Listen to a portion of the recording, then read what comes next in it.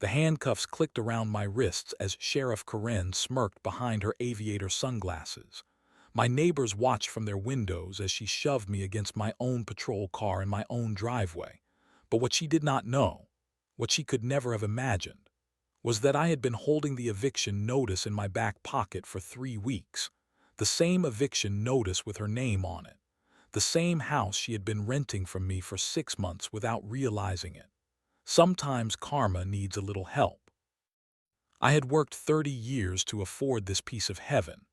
47 acres of rolling hills and old oak trees, with a long gravel driveway that led to a modest farmhouse I could finally call my own. The property came with a sturdy iron gate at the entrance, complete with a remote control and a clear, private property sign. After decades of apartment living and city noise, I craved nothing more than silence and solitude. My morning coffee tasted better on that wraparound porch. The evening sunsets painted the sky in colors I had forgotten existed. For the first time in years, I slept through the night without sirens or traffic. The property management company that handled my recent acquisition had explained that several local rentals came with the purchase.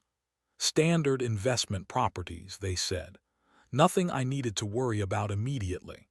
The tenants were all current on rent, and the company would continue managing everything until I was ready to take over personally. I spent those first peaceful weeks learning the rhythms of rural life.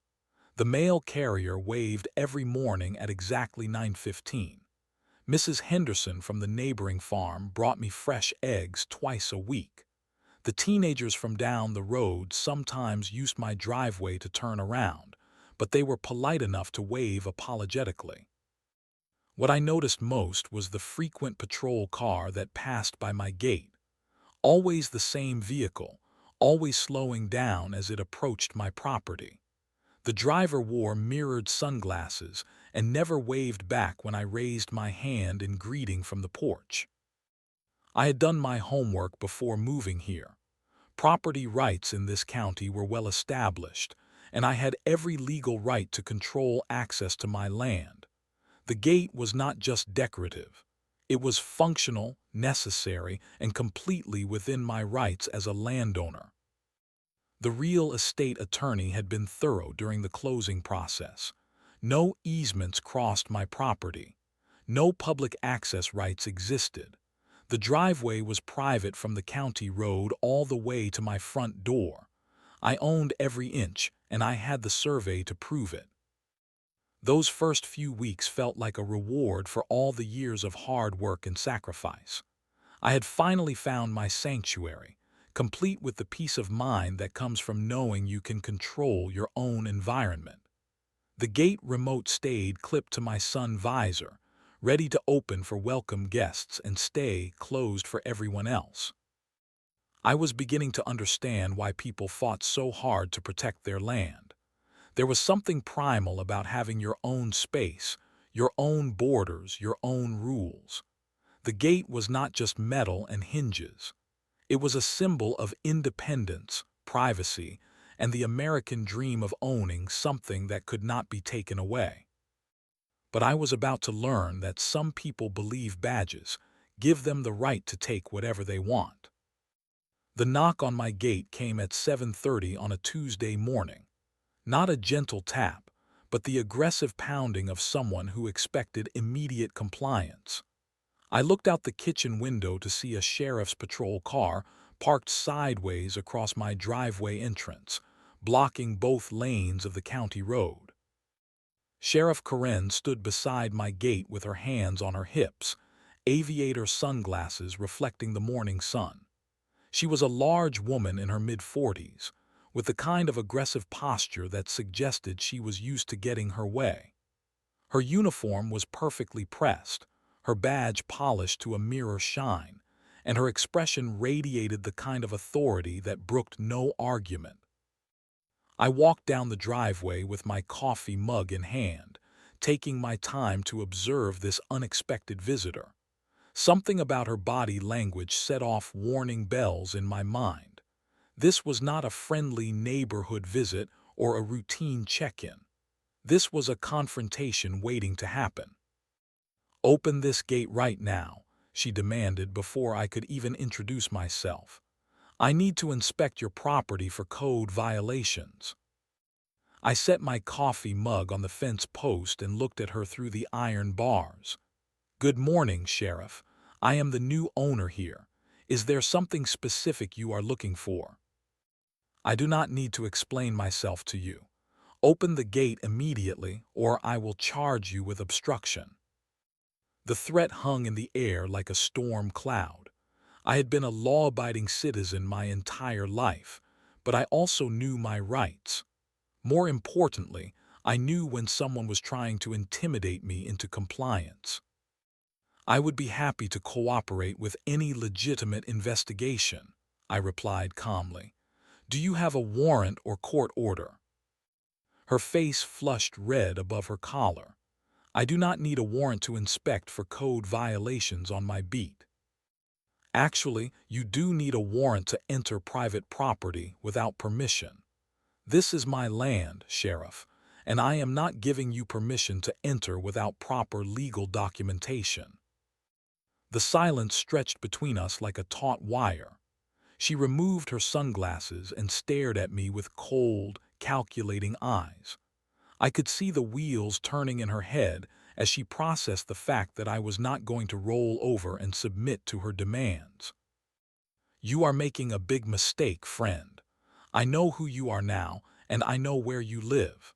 Things can get very difficult for people who do not cooperate with law enforcement in this county." The threat was not subtle. It was delivered with the kind of casual menace that suggested she had used similar intimidation tactics many times before. But I had not worked 30 years and saved every penny to let some small-town tyrant bully me on my own property. "I respect law enforcement, Sheriff, but I also respect the Constitution. When you have proper legal authority to enter my property, I will be happy to cooperate." She put her sunglasses back on and stepped closer to the gate. "This is not over, friend, not by a long shot." I watched her storm back to her patrol car, and that was when I made my decision. I pulled out my gate remote and pressed the button. The iron gate swung slowly closed with a solid clang that echoed across the morning air. Through the metal bars, I could see her face contort with rage. She said something under her breath that I could not hear, but the venom in her expression was unmistakable. She had expected me to cave under pressure, and my refusal to do so had clearly caught her off guard. As she drove away, I realized that I had just drawn a line in the sand with someone who was not used to being told no. The peaceful chapter of my rural retirement was officially over. The retaliation began the very next day. I was driving to town for groceries when I saw the familiar patrol car in my rearview mirror. Sheriff Karen followed me for 12 miles, staying close enough that I could see her smirking face in my mirror. When I pulled into the grocery store parking lot, she drove past without stopping, but the message was clear. She was watching me now. The wellness checks started that weekend. Deputies would show up at my gate claiming they had received anonymous reports about my safety. When I assured them through the intercom that I was fine, they would insist on visual confirmation. Each time, I would walk to the gate and show them I was alive and well, but they always found some reason to linger and ask additional questions. "Someone called in a report about strange lights on your property," Deputy Martinez explained during one visit. "We need to make sure you are not running any kind of illegal operation." I invited him to look around during daylight hours with proper permission, but he insisted the inspection needed to happen immediately. When I politely declined, he made a note in his little book and drove away shaking his head. The traffic stops began during my second week of harassment. Karen would pull me over for allegedly speeding in zones where I was driving 5 miles under the limit. She would take her time examining my license and registration, sometimes keeping me on the roadside for 20 minutes while she ran unnecessary checks. "Your taillight looks dim," she would say, even though I had just replaced both bulbs. "Your tires look worn," she would add, circling my vehicle with exaggerated concern. "I could write you a ticket, but I am feeling generous today." Every encounter was designed to remind me that she held power over my daily life. She could make my simple errands into lengthy ordeals whenever she chose. The psychological pressure was constant and calculated. But I was not the only target of her abuse. Mrs. Henderson told me about the time Karen had cited her for her chickens allegedly being too close to the property line. The teenager who delivered newspapers had been stopped and searched multiple times for suspicious behavior that amounted to nothing more than riding his bicycle through the neighborhood. "She has been like this for years," Mrs. Henderson whispered over the fence. "Ever since she got elected, she thinks she owns this whole county. People are afraid to complain because they know she will make their lives miserable." I started keeping a detailed log of every encounter: date, time, location, witnesses, and exact words spoken. My phone camera became my constant companion, ready to record any interaction that crossed the line from harassment into something more serious. The pattern became clear after 3 weeks of documentation.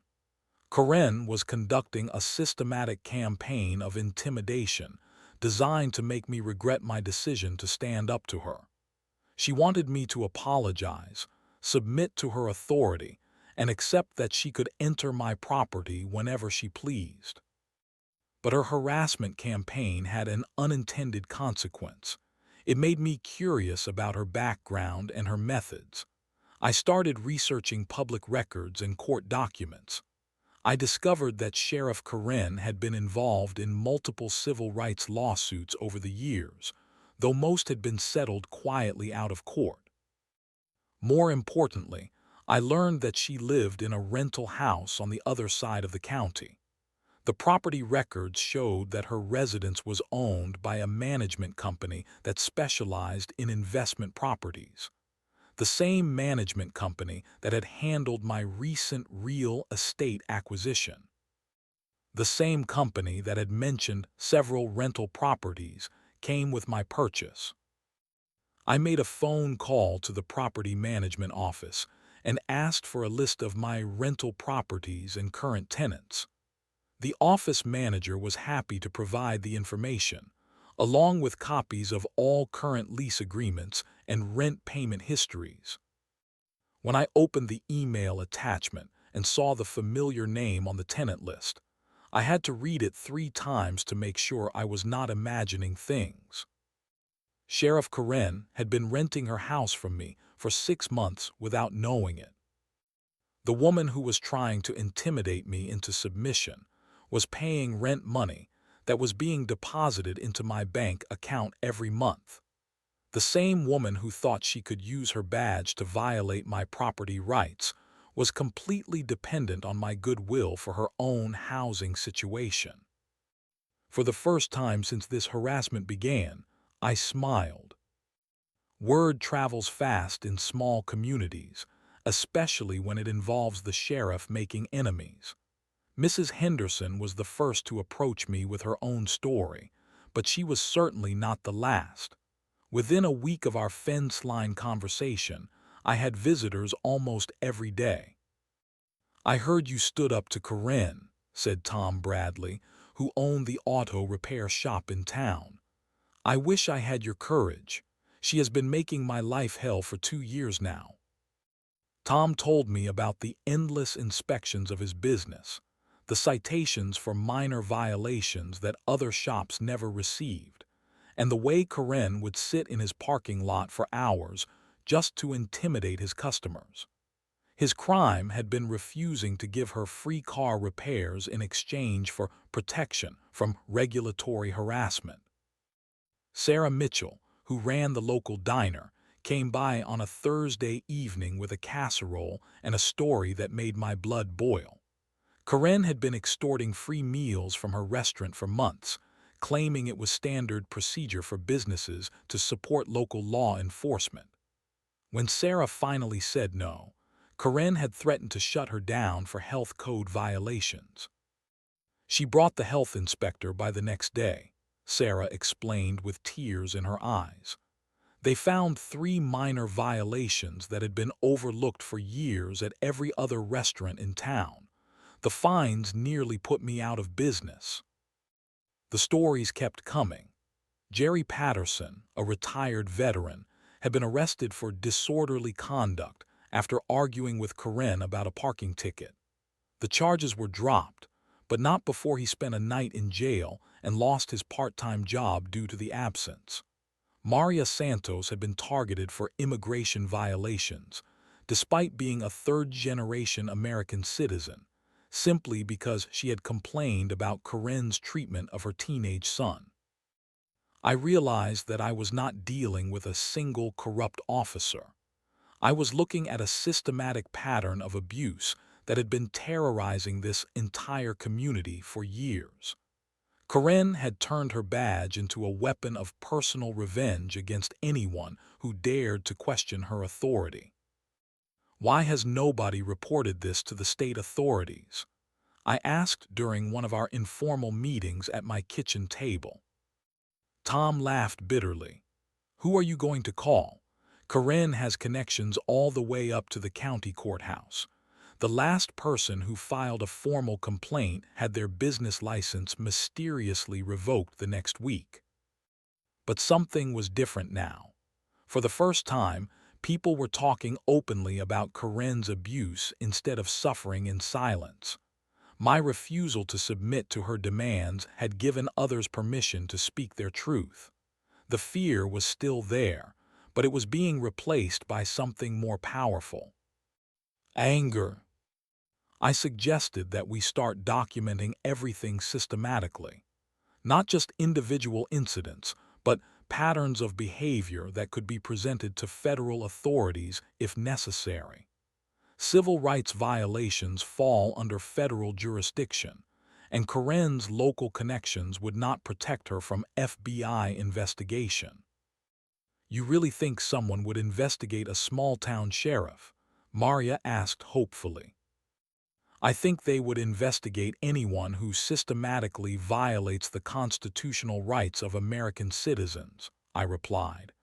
But we need evidence, real evidence, documentation, witnesses, and proof that this is not just a personality conflict.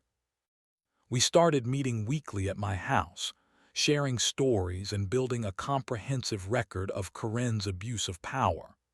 I contacted a civil rights attorney in the state capitol who agreed to review our evidence pro bono.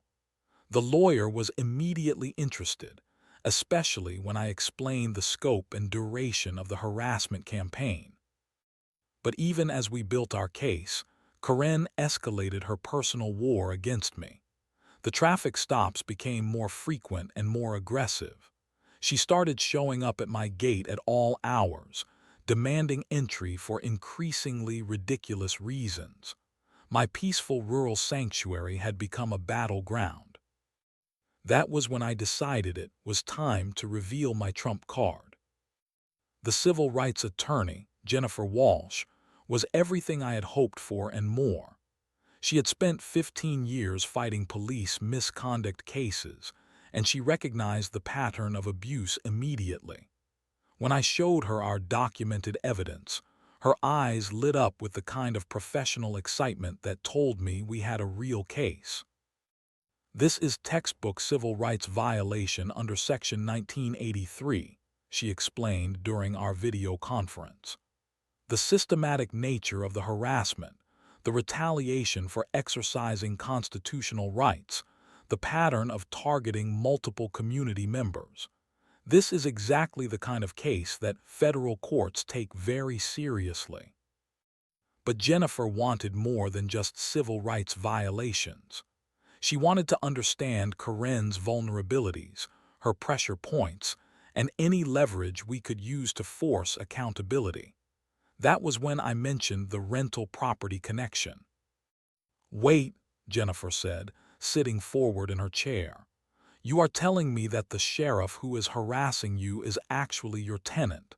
She is paying rent to you without knowing it." I explained the property management arrangement and showed her the lease agreement with Karen's signature. Jennifer stared at the documents for a long moment, then started laughing. Not just chuckling, but full-blown laughter that lasted for nearly a minute.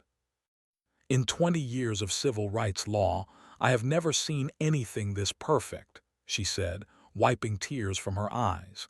"Do you realize what this means?" The legal implications were staggering.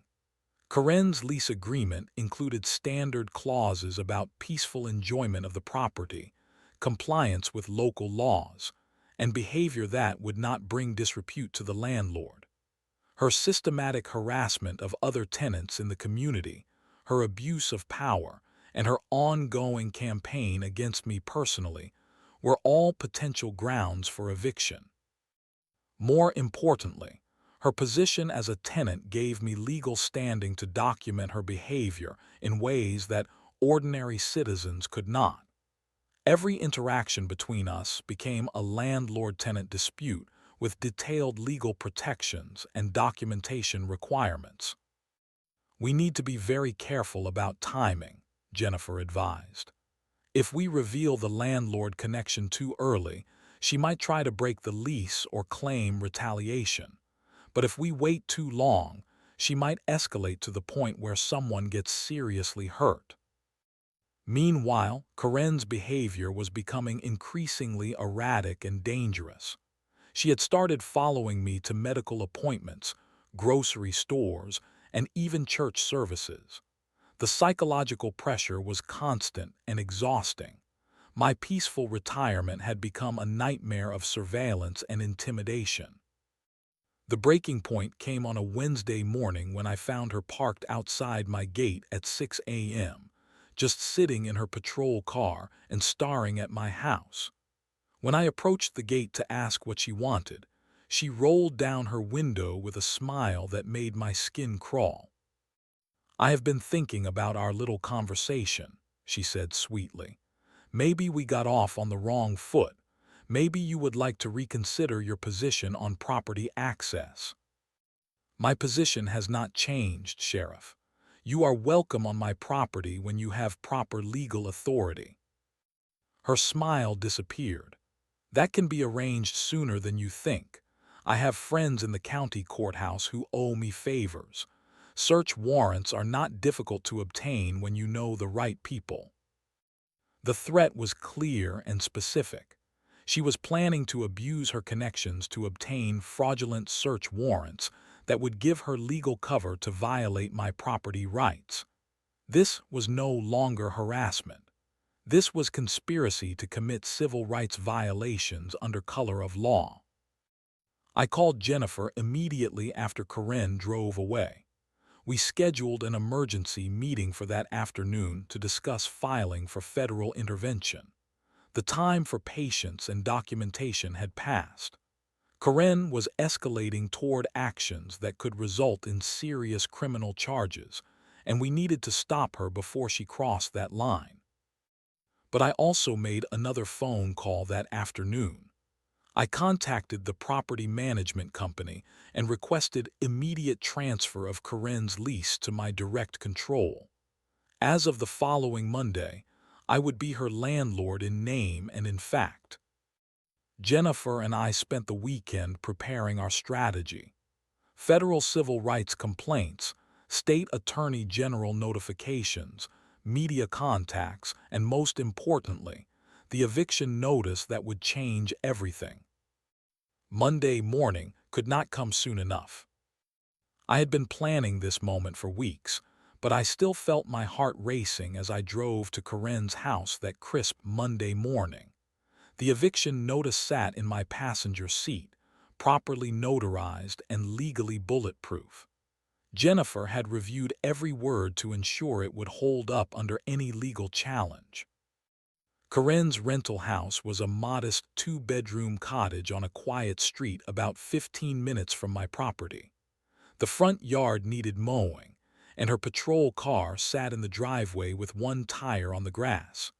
Even at her own residence, she parked like someone who believed rules did not apply to her. I had invited Mrs. Henderson and Tom Bradley to witness this confrontation. They arrived in Tom's pickup truck just as I was reviewing my notes one final time. Both of them looked nervous but determined. This was their chance to see Karen's authority challenged in a way she could not retaliate against. I knocked on Karen's front door at exactly 9 a.m. She answered wearing civilian clothes and a confused expression that quickly turned to anger when she recognized me. "What the hell are you doing at my house?" she demanded, stepping onto the porch with her hands on her hips. "I am here in my capacity as your landlord," I replied calmly, holding up the eviction notice. "I need to serve you with official documentation regarding your lease violation." The confusion on her face was priceless. She looked at the document, then at me, then back at the document. I could see her mind working frantically to process what I had just said. "What are you talking about? You are not my landlord. I rent from Henderson Property Management." Henderson Property Management handles the day-to-day operations, but I own the house. I purchased it 6 months ago as part of a larger real estate acquisition. You have been paying rent to me since October without realizing it. I handed her the eviction notice along with copies of the property deed, the management agreement, and her lease transfer documentation. She stared at the papers with growing horror as the full scope of her situation became clear.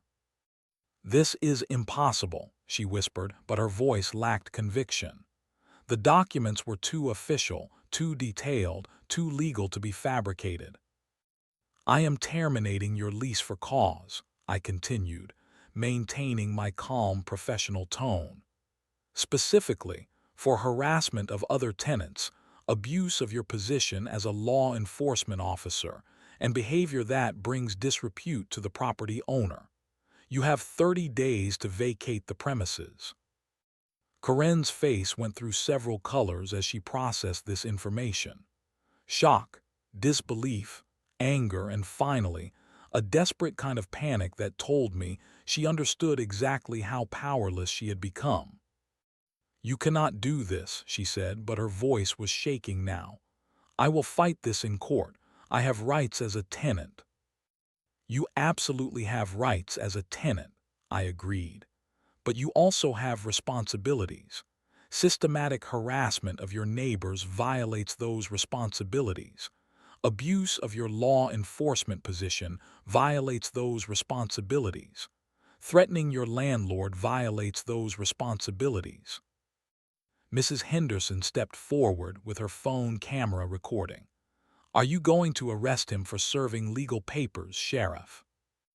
The question hung in the air like a challenge. Karen looked at the three of us, then at the legal documents in her hands, then at the growing crowd of neighbors who had come outside to watch the confrontation. For the first time since I had met her, she looked uncertain and afraid. "This is not over," she said finally, but the words sounded hollow and desperate. "Actually, it is over," I replied. "Your campaign of harassment ends today. Your abuse of power ends today.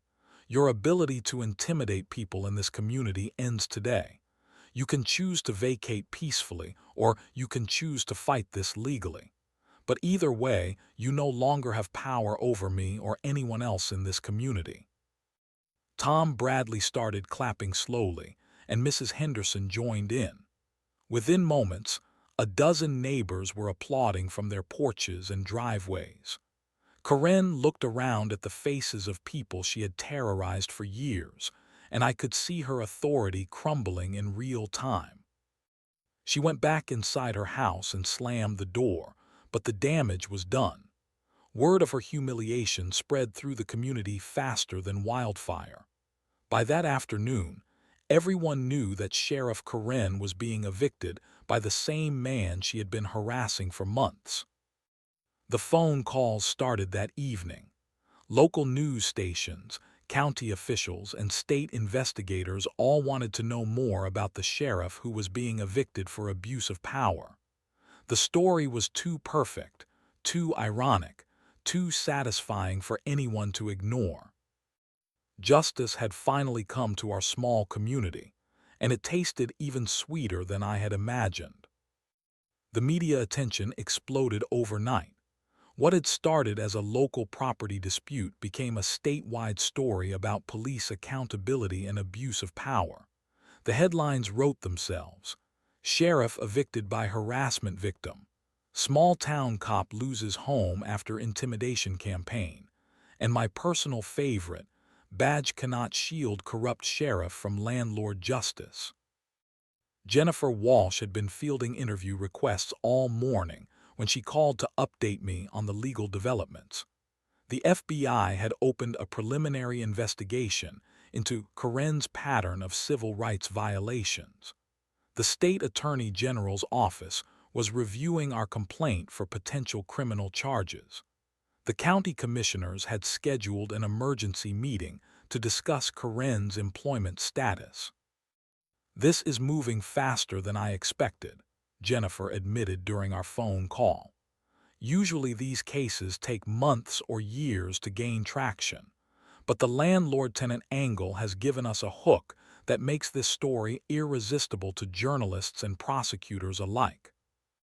Karen's attempts to use her remaining authority to fight back only made things worse for her. She tried to have me arrested for harassment when I served the eviction notice, but the responding officers recognized the situation and refused to take action. She attempted to get a restraining order against me, but the judge dismissed it after reviewing the evidence of her own harassment campaign. Most damaging of all, she made the mistake of giving an interview to a local television reporter. When asked about the eviction, she claimed that I was using my position as landlord to retaliate against her for doing her job. The reporter then asked her to explain exactly what job duties required her to harass law-abiding citizens and violate their constitutional rights. The interview went viral on social media within hours. Karen's fumbling attempts to justify her behavior made her look even worse than our original complaints had suggested. Comments poured in from other communities where she had previously worked, detailing similar patterns of abuse and intimidation. The county commissioners held their emergency meeting on Friday afternoon. I was invited to speak, along with several other community members who had been targeted by Karen's harassment. The meeting room was packed with residents who had never spoken publicly about their experiences, but were finally ready to tell their stories. Tom Bradley described the extortion attempts at his auto shop. Sarah Mitchell detailed the restaurant harassment and bogus health inspections. Maria Santos explained how Karen had targeted her family with false immigration investigations. One by one, they painted a picture of systematic abuse that had been terrorizing the community for years. The commissioners listened in shocked silence as the scope of Karen's misconduct became clear. When the public comment period ended, they held a brief closed-door discussion before returning with their decision. Sheriff Karen was suspended without pay pending the outcome of the federal investigation. Her badge, weapon, and patrol car were to be turned in immediately. The state police would provide interim law enforcement coverage until a permanent replacement could be found. Karen's supporters, mostly other law enforcement officers from neighboring counties, tried to frame this as an attack on police authority. But their arguments fell flat when confronted with the documented evidence of constitutional violations and the overwhelming testimony from affected community members. The eviction proceeded on schedule. Karen hired an attorney to fight it, but the legal case was hopeless. Her lease violations were thoroughly documented, and her behavior toward other tenants was a matter of public record. She moved out 2 weeks before the court-ordered deadline, loading her belongings into a rental truck in the middle of the night to avoid media attention. For the first time in years, our community felt safe from the person who was supposed to protect us. 6 months later, I was sitting on my porch enjoying morning coffee when Jennifer called with the final update. The federal investigation had concluded with criminal charges against Karen for conspiracy to violate civil rights under color of law. She had pled guilty to avoid a lengthy prison sentence, but she would still serve 18 months in federal custody. The civil lawsuit had been settled out of court for an undisclosed amount that would compensate all the community members who had been targeted by her harassment. More importantly, the settlement included provisions for police accountability training and civilian oversight that would prevent future abuse. She will never work in law enforcement again, Jennifer explained. The federal conviction makes her ineligible for any position of public trust. Her law enforcement certification has been permanently revoked. I felt a deep sense of satisfaction, but also relief that this chapter was finally closed. The stress of the legal battle had taken its toll, but the outcome was everything we had hoped for and more. Karen's reign of terror was over, and our community was healing. The new sheriff, appointed by the county commissioners, was a 20-year veteran from the state police with extensive training in community policing and civil rights. She made a point of visiting every business owner and community leader during her first month, listening to concerns and rebuilding trust between law enforcement and the people they served. Mrs. Henderson still brought me fresh eggs twice a week, but now she stayed for coffee and conversation on the porch. Tom Bradley stopped by occasionally to update me on his business, which was thriving now that he no longer faced regulatory harassment. Sarah Mitchell had reopened her diner and was serving the best comfort food in 3 counties. The teenagers who used my driveway to turn around were still polite and apologetic, but now they sometimes stopped to chat about school or their part-time jobs. The mail carrier still waved at 9:15 every morning, but now the wave was accompanied by a smile and sometimes a brief conversation about the weather or local news. My gate still worked perfectly, and I still controlled access to my property. But the difference was that now it felt like a choice rather than a necessity. I no longer lived in fear of retribution for exercising my constitutional rights. The peaceful retirement I had worked so hard to achieve was finally mine to enjoy. The property management company had offered to buy back Karen's former rental house, but I decided to keep it. After some renovations and improvements, I rented it to a young family with 2 small children who appreciated having a landlord who respected their rights and privacy. Sometimes I drove past the house and saw the children playing in the front yard while their parents worked in the garden.